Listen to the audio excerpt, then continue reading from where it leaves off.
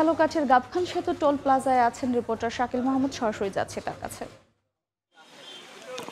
দেখুন, ঝালকাঠির গাবখান এলাকায় ট্রাক নিয়ন্ত্রণ হারিয়ে কিন্তু তিনটি অটোরিকশা, একটি প্রাইভেট কার এবং একটি কাভার্ড ভ্যানকে কিন্তু চাপা দিয়েছে এবং এই ঘটনায় কিন্তু এখন পর্যন্ত নিহতের সংখ্যা বেড়ে দাঁড়িয়েছে 14 জন এবং আহত হয়েছে 12 জন। এবং আমরা এখানে যারা আছে স্থানীয় যারা সংবাদকর্মী তাদের সাথে আমরা কথা বলেছি তারা যেটা আমাদেরকে জানিয়েছে যে এই গাবখান ইউনিয়নেরই ওস্তাখান গ্রামের ইসলামিয়া দাখিল মাদ্রাসার নাইট গার্ড আনোয়ার হোসেন কিছুদিন আগে তার মেয়ের বিয়ে দিয়েছিল এবং তার যে মেয়ে সেইখানে কিন্তু আজকে এই কীর্তিপাশা ইউনিয়ন পার্শ্ববর্তী কীর্তিপাশা ইউনিয়নেই তার মেয়েকে বিয়ে দেওয়া হয়েছিল এবং সেখানে আজকে কিন্তু বরযাত্রী হিসাবে এই প্রাইভেট কার এবং তিনটি অটোতে করে কিন্তু এই বৌভাত খেতে আসলে যাচ্ছিল কর্ণপক্ষরা, এমনটাই কিন্তু জানিয়েছে এখানকার যারা স্থানীয় সংবাদকর্মী আছে তারা। এবং তখনই কিন্তু আসলে এই দুর্ঘটনা ঘটেছে বলে কিন্তু দাবি করা হয়েছে। তবে প্রশাসন বা যারা আছে তাদের কাছ থেকে আমরা এখনো বিষয়টি আসলে নিশ্চিত হতে পারিনি। তবে এরই মধ্যে আমরা কিন্তু 8 জনের নাম পেয়েছি এবং সেখানে কিন্তু ড্রাইভার, প্রাইভেট কারের যে ড্রাইভার আছে তিনি সহ শিশু এবং মহিলাদের একটি তালিকা পেয়েছি আমরা এবং সেখানে কিন্তু নিহত এবং এই ঝালকাঠিতেই কিন্তু স্পটে কিন্তু আসলে একজন ভিক্ষুক সহ মোট 12 জনের মৃত্যু হয়েছে এবং বরিশাল শেরে বাংলা হাসপাতালে চিকিৎসাধীন অবস্থায় কিন্তু আরও 2 জনের মৃত্যু হয়েছে বলে কিন্তু আমরা জানতে পেরেছি। এবং এরই মধ্যে কিন্তু জেলা প্রশাসন এই ঘটনা তদন্ত করতে অতিরিক্ত জেলা প্রশাসনকে প্রধান করে কিন্তু 4 সদস্য বিশিষ্ট কমিটি গঠন করেছে এবং পুলিশ এরই মধ্যে ঘাতক যে ট্রাক বা আপনার সিমেন্টবাহী যে ঘাতক ট্রাক তার যে ড্রাইভার আছে আলামিন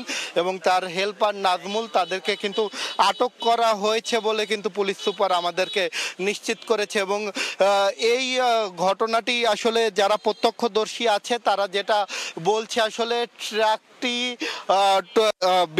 গাবখান ব্রিজ থেকে নামার সময় আসলে নিয়ন্ত্রণহীন হয়ে যায়।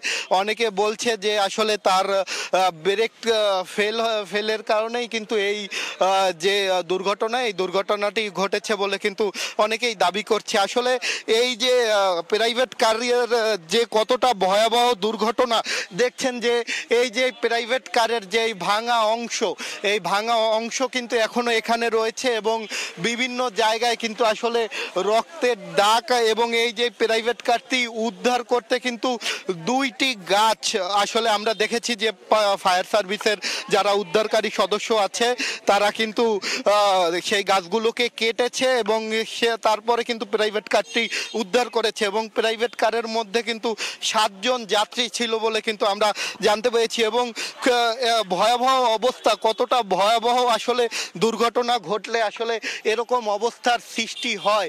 আসলে এই যারা প্রাইভেট কারে ছিল তাদের আসলে এই জুতা এবং এখানে আসলে বাচ্চাদের জুতা দেখছি আমরা, এই যে যারা নারী সদস্যরা ছিলেন যাত্রী তাদের জুতা দেখছি। আসলে প্রাইভেট কারে শিশু, নারী, পুরুষ সহ এই যে আপনারা দেখছেন যে এই যে নারী যে যাত্রী ছিল তাদের জুতা এবং এই যে শিশু যে ছিল আসলে সবাই কিন্তু আসলে এই দুর্ঘটনার শিকার। এবং এখানে এরই মধ্যে কিন্তু উদ্ধার অভিযান চালিয়ে প্রায় 1.5 ঘন্টায় আসলে এই খুলনা ঝালকাঠি মহাসড়কে যান চলাচল বন্ধ ছিল। উদ্ধার অভিযান শেষে এখন বর্তমানে যান চলাচল স্বাভাবিক আছে আমরা দেখছি। এবং এই যে দ্রুত আসলে এই ঘটনা কি কারণে ঘটেছে, যেহেতু ঘাতক ট্রাকটির চালক এবং হেল্পারকে এরই মধ্যে আটক করে আইনের আওতায় আনা হয়েছে। আমরা আসলে এই দুর্ঘটনার মূল কারণটি আসলে তদন্তে বেরিয়ে আসবে বলে জানিয়েছে। তবে এই দুর্ঘটনায় যে সবচেয়ে মুশকিল যেটা হয়েছে বা যেটা আমাদেরকে জানিয়েছে এখানকার উদ্ধারকারীরা, তারা যেটা আমাদেরকে জানিয়েছে যে এইখানে এইখানে যে উদ্ধার করতে আসে এবং এই উদ্ধার করতে আসার কারণে এই উদ্ধার করতে আসার পরপরই কিন্তু সবচেয়ে যেটা সমস্যা সেই সমস্যাটা হলো যে এখানে এখানে যারা উৎসুক জনতা তাদের কারণে কিন্তু উদ্ধার অভিযান কিছুটা হলেও কিন্তু ব্যাহত হয়েছে বলে কিন্তু ফায়ার সার্ভিসের।